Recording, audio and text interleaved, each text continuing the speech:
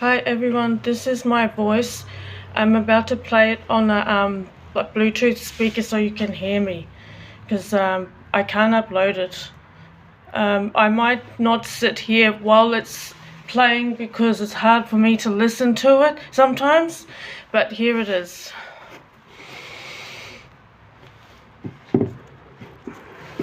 There was a night in that house with Cain towards the end when I felt like my body timer had just gone off.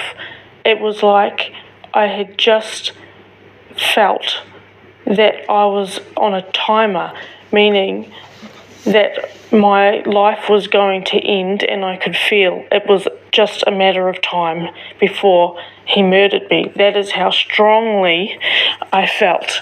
It was felt so much because of not just his mother, who was using her son to get what she wanted from out of this from me and was manipulating him, who was then playing into that and was also manipulating me. He lied to me.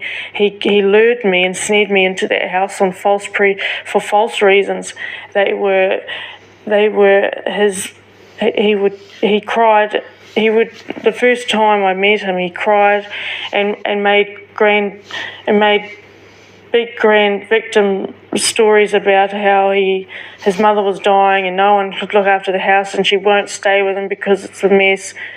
And it's like he played on my sympathy, my everything. So apparently his mother was dying. So I moved in basically on that. I just wanted to help. So I cleaned up. Invested time, energy, money into that place. But after all of that abuse, not only did his mother, it's beyond my brain's comprehension to even understand or believe that a mother, to know that she was part of this, I still can't comprehend. That his friends saw and did nothing. So when he flew into fits of rage at me and would strangle me to within an inch of my life, and then go out where his friends sat and paced back and forth, and I would hear him, "I'm going to kill her, I want to kill her, I'm going to kill her."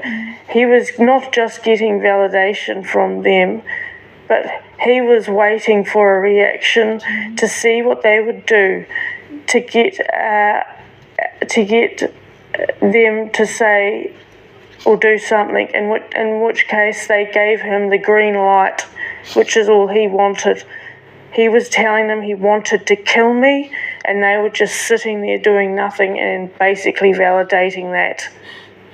So that was the day that my alarm clock went off in my body, because I knew that's what he wanted. He wanted to do. He was going to do that to me. It was a matter of time. His mother, she was part of the abuse. She knew exactly what he was doing. There were times where I felt set up. There were times where I felt the conversations I had with them early on were rehearsed. They didn't sound like natural conversations. They sounded like rehearsed, planned conversations to have with vulnerable women like myself, who he has had in that house before. She not only allowed him to abuse me, but she listened to his false screaming and crying and tantrums on the phone when he demanded that I leave the house after he just finished attacking me, and I was absolutely distressed and distraught. And she literally said to me on the phone, you know, I'm a sick woman. I can't just come and see you right now. I can't just come and drop everything to come and see you. She gaslit me. I didn't even say a word. I hadn't said anything. She gaslit me immediately, made me feel like a burden, like I was a problem, and that it had nothing to do with him, who had taken all my money, who had destroyed me psychologically, emotionally, mentally, had verbally abused me in every way. Humiliation, had put me into two separate stress-induced seizures I've never had before. He crossed boundaries. He tried to force me to get pregnant.